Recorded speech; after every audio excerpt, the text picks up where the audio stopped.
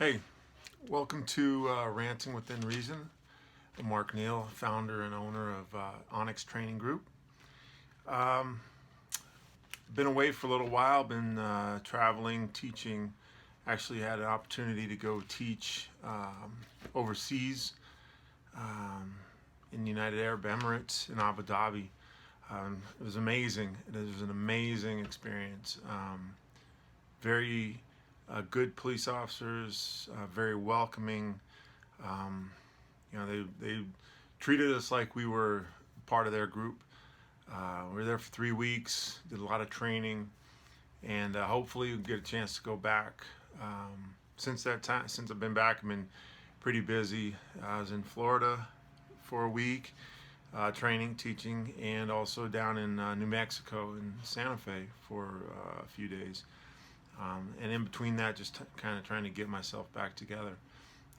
Today, I want to talk about something. I want to talk about recruiting minorities into policing and kind of making an effort in that and what that looks like and what that could look like, and you know how to make that happen possibly. And part of it is because in my as I travel the country teaching, there is a lack of minority representation. When you want to say people of color, black, Hispanic, very much black underrepresentation in the SWAT tactical community. I can do classes 20 people plus where there are no black SWAT operators in the class.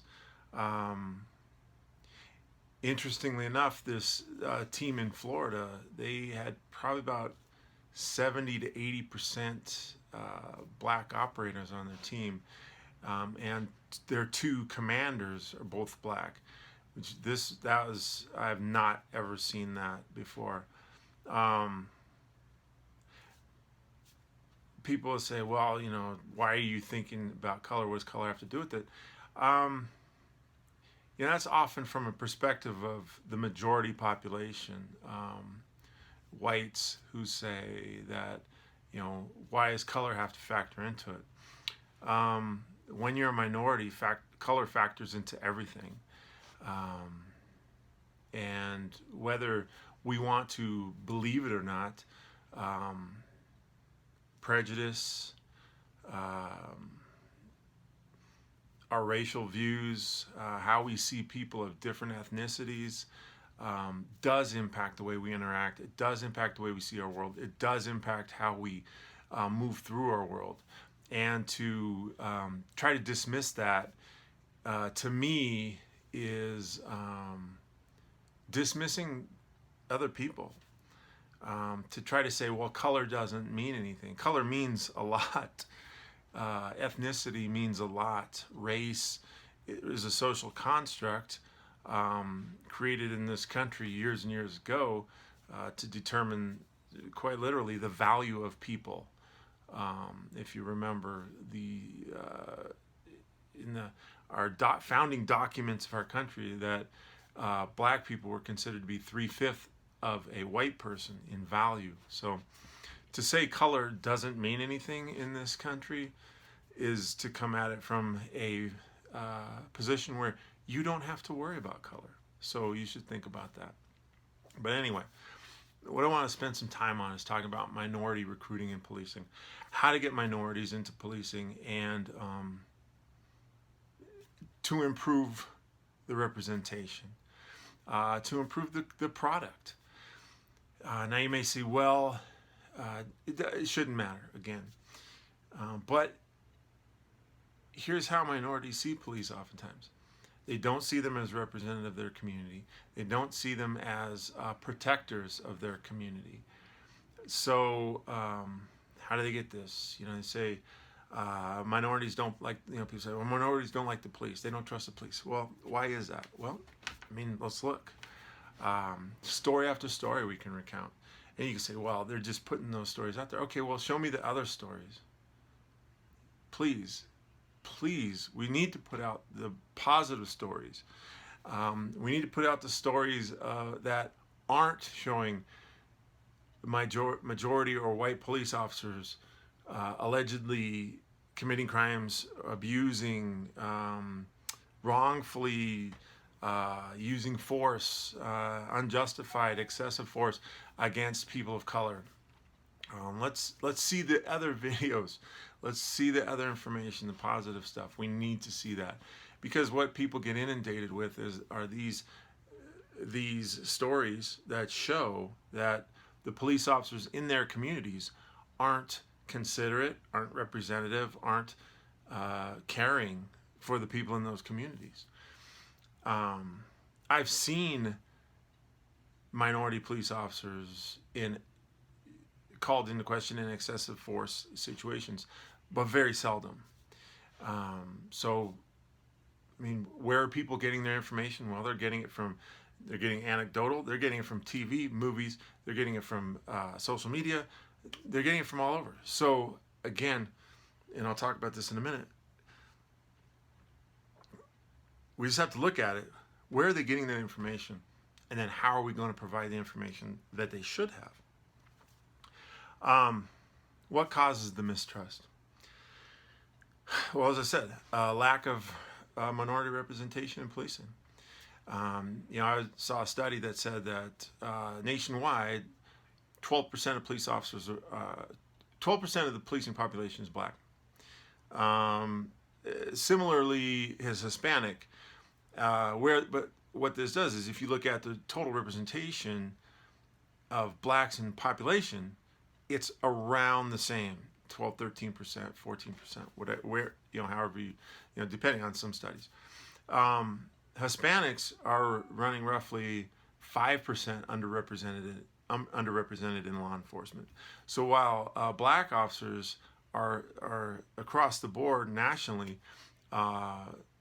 fairly representative of the entire black population, Hispanic officers are underrepresented.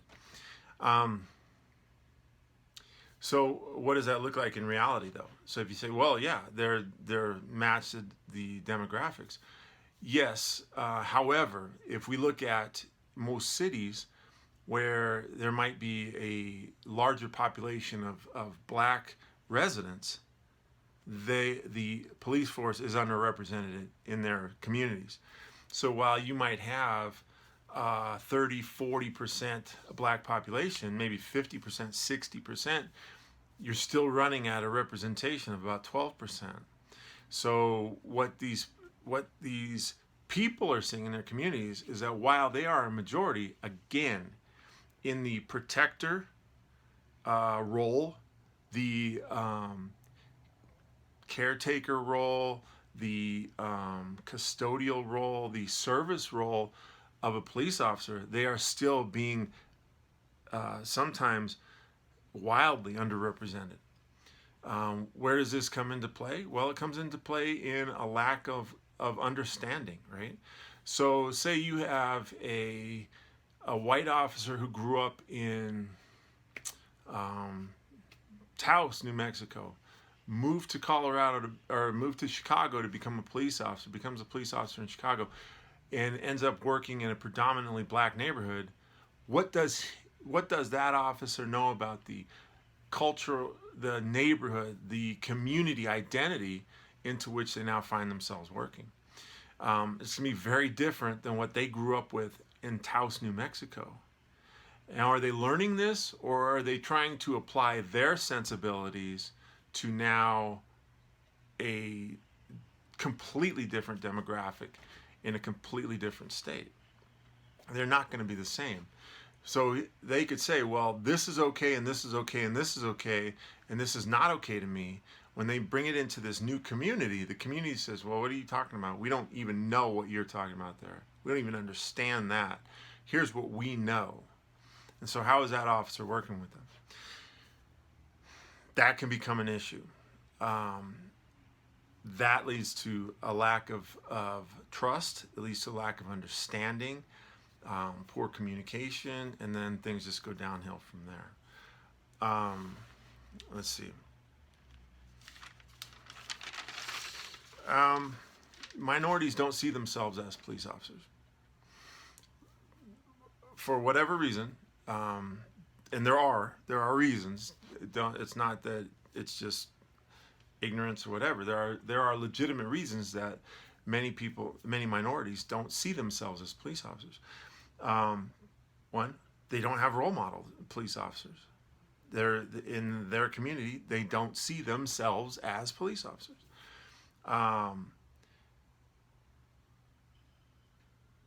They see minority officers as sellouts. So I had this conversation years and years ago when I was working in the jail with some black inmates, and they said, well, how can you as a black be a black officer, police officer?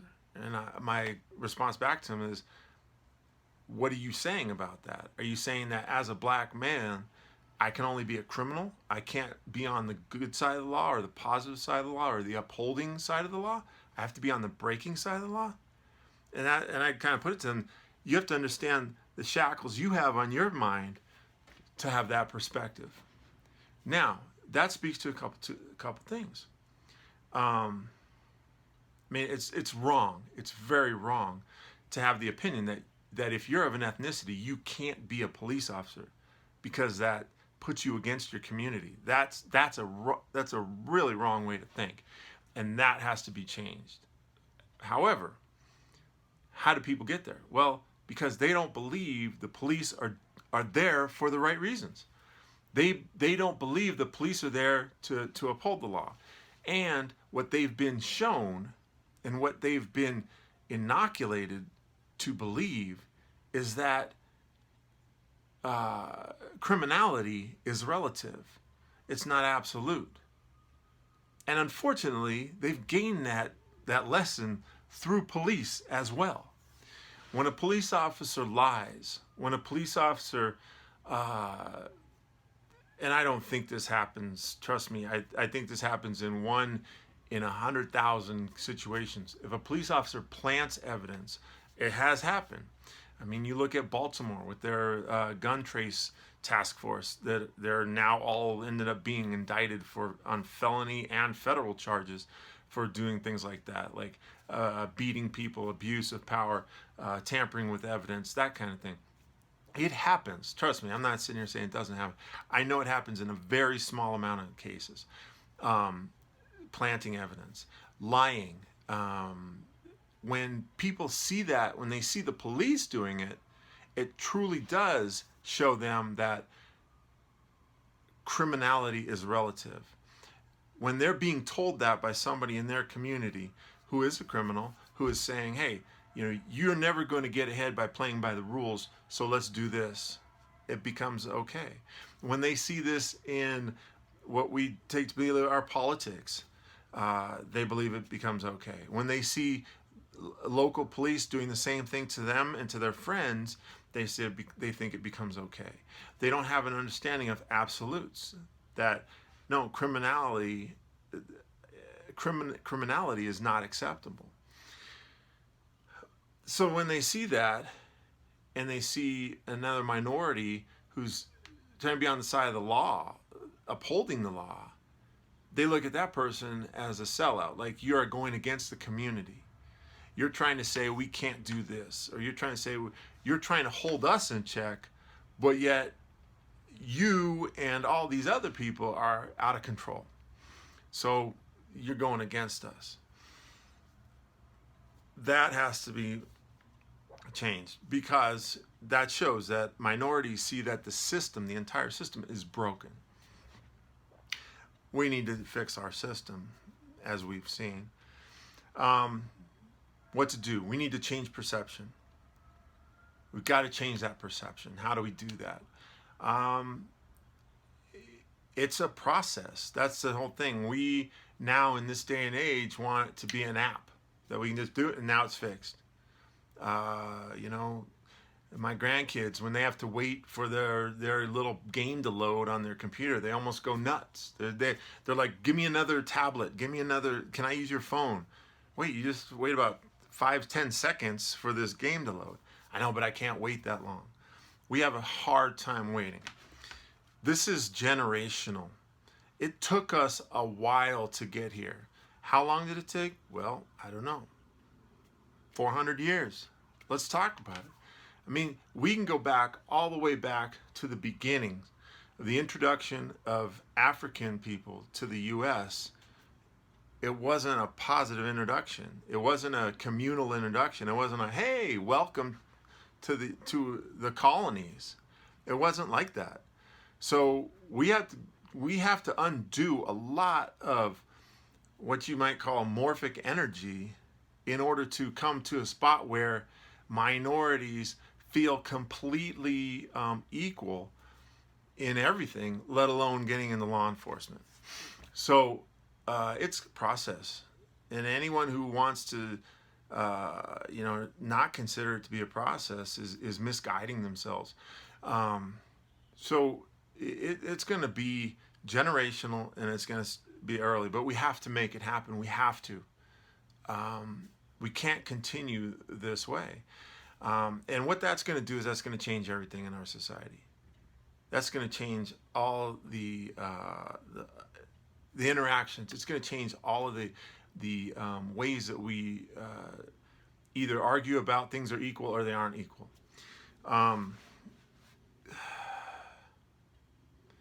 We have to start with, what's the goal of policing? What is the goal of policing? Why does it exist? Why does this profession exist? To write a ticket? To get dope off the street? Okay, great. Those are easy. Those are very easy. Look at me, I'm going after some dope. And this is one of the things that in my career we always used to kind of make fun of, and I still do. I do. Is you're putting all this effort in to getting 25 grams of dope. Okay, great. That's still not an ounce. It's not even an ounce of dope. But you got all this effort going into this, all this focus, because we can show a stat. Look at what we did. I mean, you see, and I get it. But the most effective way to get rid of dope? Cut the demand. Cut the demand. It's like, I saw an article about the whole trade deficit with automobiles between here and Japan. Japanese people don't buy U.S. cars. Why? They don't want to. So U.S. car manufacturers don't spend a lot of effort trying to sell cars in Japan because there's no demand. So you can sit there and go, we're going to affect this. And, oh yeah, we just got $77 million shipment of dope. We got an $80 million shipment of dope. It's going to be coming in. We didn't get the other $450 million shipments of dope. So it's like we continue to look at things in the wrong direction. We're going to look at, how can we, get more dope cops on the street? How can we roll people up faster and get them to flip and all this stuff? And it's like, man, the surest way to do it is cut demand. They could try to get as much dope in. You could open up the borders and let them roll in here. They wouldn't be selling it. So there'd be no reason to bring it across. Right now they have incentive to get it across because there's a demand. So when we're talking about how are we going to, change this culture that minorities have towards police, we've got to start fundamentally, right? We've got to start fundamentally with how minorities see their position in the communities, how they see their position in respect to positions of authority. Do they feel like they can be in positions of authority? And oftentimes, no. They don't. They're not afforded that role. They're not encouraged to fulfill those roles. You look at situation after situation. Black female doctor on a plane. Somebody starts having a heart problem. She comes up, hey, how can I help? They say, you need to sit down, miss. She's like, I'm a doctor. They don't believe her. How come a black female can't be in a position of knowledge, of authority in that respect? Because it's what our society expects and our society has gotten used to. Okay? So what are we doing to change that? That's the fundamental changes. We've got to change as a society. We've got to change our perspective, how we see each other, right? That this person or this type of person couldn't possibly fulfill this role. How does that make any sense? Time after time, right? We have to first acknowledge that we have these biases, that we have these inequalities in our society. Our society is not equal. It's not. And minorities see this over and over and over again. Just real briefly, right? So we have situation in Minnesota, right? Minneapolis. Philando Castile gets shot and killed by a police officer when he's saying, I am a concealed carry permit holder. I have a gun on me. Okay, don't pull it. I'm not pulling it out. Don't pull the gun out. Boom. And he gets shot and killed. The police officer is acquitted. Police officer says, I didn't see any gun, but I was really scared. Well, okay. Why was he so scared? So he's acquitted, and a wrongful death suit. They give the family, the girlfriend, $3 million for Philando Castile's death. Fast forward to just recently, you have this Australian yoga instructor comes out to tell the police about a situation she called on, and a black police officer shoots and kills her. He's then found guilty of a crime and is facing up to 12 years in prison. And the wrongful death suit gets settled for $20 million.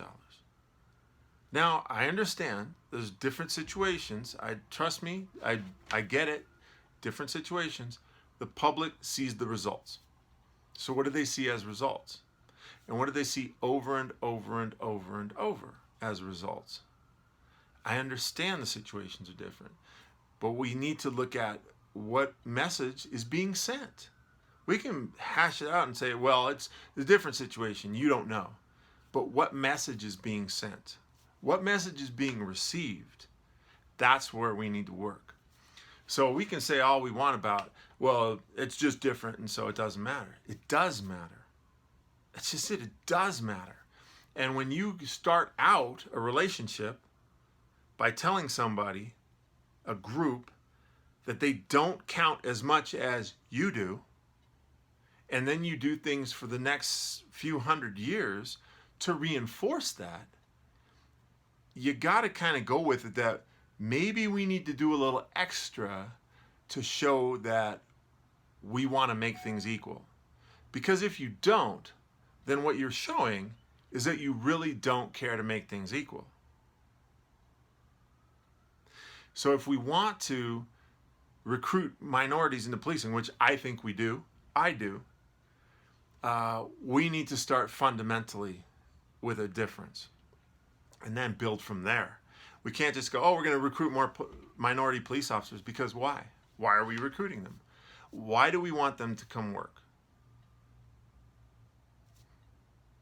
If police minority representation is about right as it is, why do we want more minority police officers to come on the job? Well, because we want the communities to feel represented. We want the communities to feel like they are a part of the larger community. We want the minority communities to feel part of the larger communities. So we increase our representation of minority police officers. A couple things to that.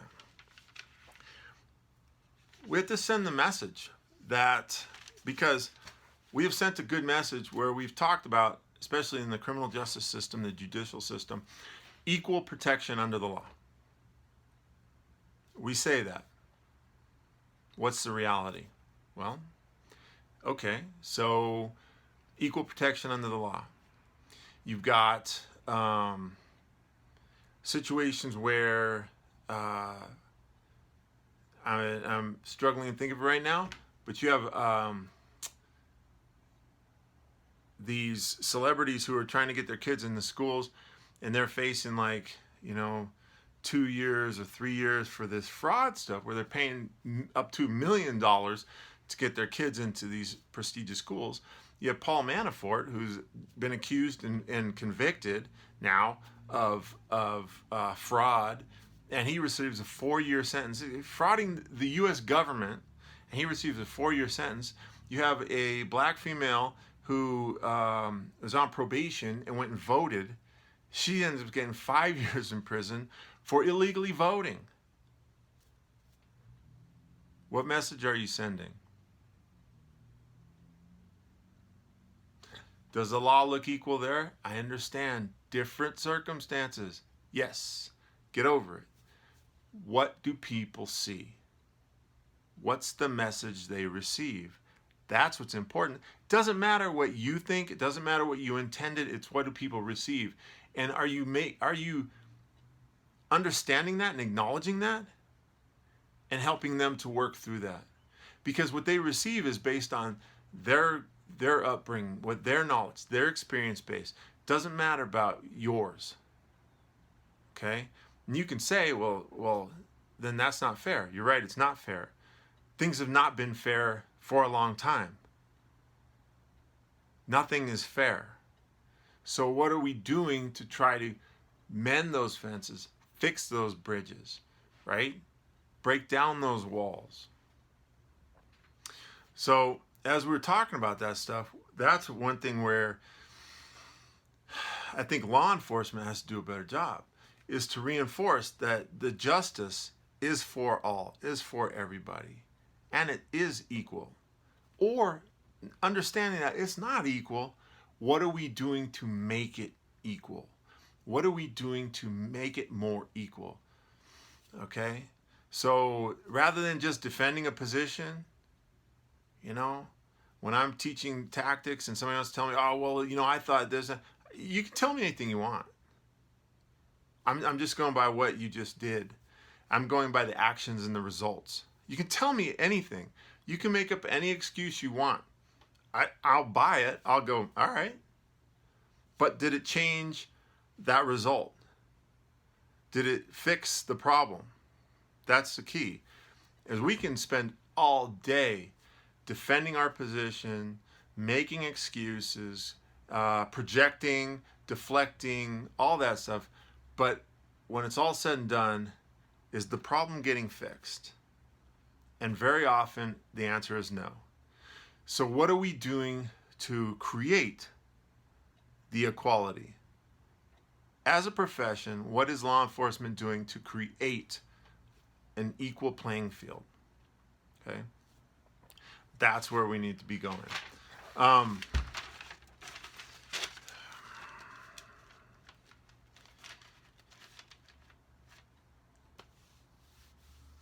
Law enforcement can change the narrative. Law enforcement can set its own narrative, create its own narrative, create this story. It's what it chooses to do. And for too long, law enforcement has created this defensive scenario, this defensive narrative of, police officers working hard, they sacrifice themselves. Yes, they do. They do. You put your life on the line as a police officer. You truly do. However, what people see is that it's not as dangerous as police officers would like to portray. And so that's something that we need to continue to improve upon. When we're working on minority recruitment, is we've got to also, as we're building those foundations, is we've got to create relationships. We've got to get kids, especially in high crime neighborhoods, to believe that the crime is not the normal, that the crime is not the acceptable way to go. And so that relationship building has to start early. I remember I had a situation where I got a bike stolen when I was a little kid, and I was really impressed by 2 police officers who took me out over a period of several days to go find my bike. And they'd pick me up in the afternoon and drive me around, and is that it? Is that it? We'd go to the neighborhood where we thought that the kid lived, the suspect lived, and I was impressed. We didn't find my bike, but I was impressed by that. That here these 2 officers took me on multiple occasions to go find my bicycle. That helped me later on when I was in high school, and I had some negative interactions with law enforcement, not of my causing, but as a teenager living in a big city, where I could differentiate that and say not all police officers are like that, because I know that there are police officers that paid attention to me and tried to help me out. And so that helped me to go, I need to look at officers as individual human beings. That's a relationship building. We as law enforcement needs to build those relationships. And that's everything. And that's on a daily basis. That's a daily interaction, It's, if, like in Virginia, where some kids yelled at a police officer, and he took exception and made the comment to these kids, you wait till you're 18 and your ass is mine. I mean, there are many other ways to handle that. Some teenager yells some name at you. Is that you? Is that you? No. Can you go talk to him and address it? Yes. Yes. Is that the best way to handle it? Shouting things like that from your car? No, definitely not. So we got to build relationships with kids, especially kids who live in neighborhoods where police are not seen as a resource, a positive resource. We got to build those relationships and get kids to develop the mindset that the police are a positive resource, that the law, upholding the law is good. Maintaining the quality of life in communities and improving the quality of life in communities is important. That protecting the community is important. And it's building that thing. We look at kids, you look at gangs and groups like that, and they're all, they say, oh, I'm here for my family. Isn't that your family? They don't care about you one bit. If you truly are going to have that mindset, that mentality of I'm going to care for my family, what does that look like? Well, it looks like being a police officer. Being a police officer is truly being a protector of your family and your community. And it is taking your community and seeing it as your family. A unit to be protected, a group of people to be protected and looked after and cared for and supported, right? So that's what we need to do with these kids is change that mindset and build that belief in them that if they have that protector mentality, that it goes in the right direction. It doesn't go in the other direction. And we say that's what you want. You want somebody who wants to look out for their community. That whatever the neighborhood is, the street, the block that they live on, that somebody's there to make sure that the people on that block are safe, and they're going to do whatever they can to keep those people on the block safe. And that if that's using force, that they're using it judiciously, appropriately, and properly to ensure that those people are safe, and not just in a drive-by shooting as a retaliation. That makes no sense,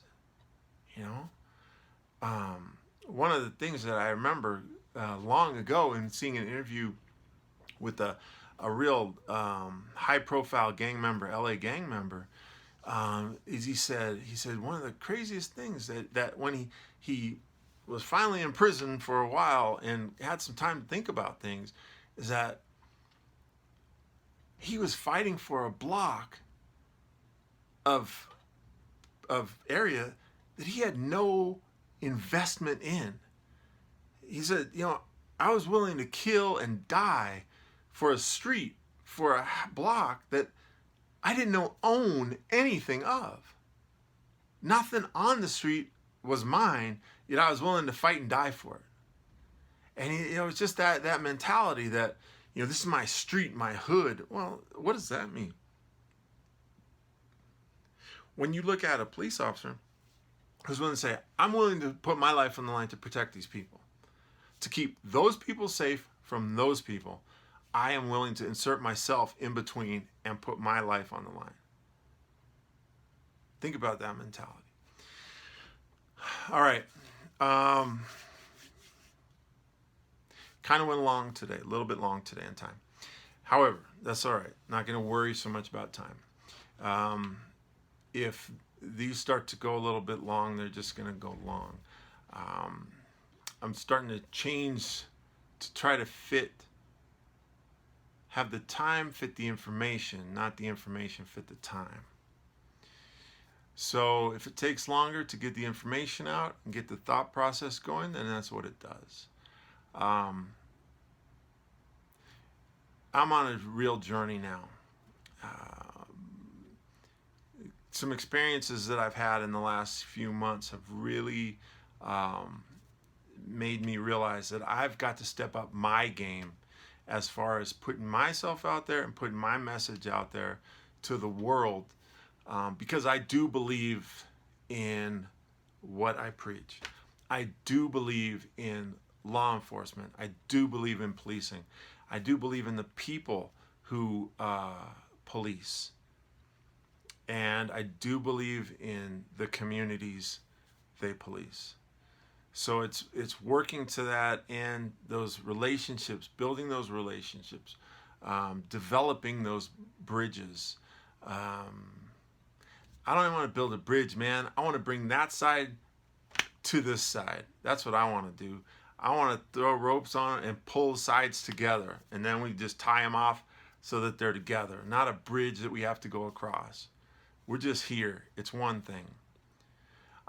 So hopefully a little bit of enlightenment today, a little understanding, a little education. I know even in speaking out things, I come upon things and learn. And, just look forward to next time. And thank you for tuning in to Ranting Within Reason. And again, I'm Mark Neal, owner and co-founder of Onyx Training Group.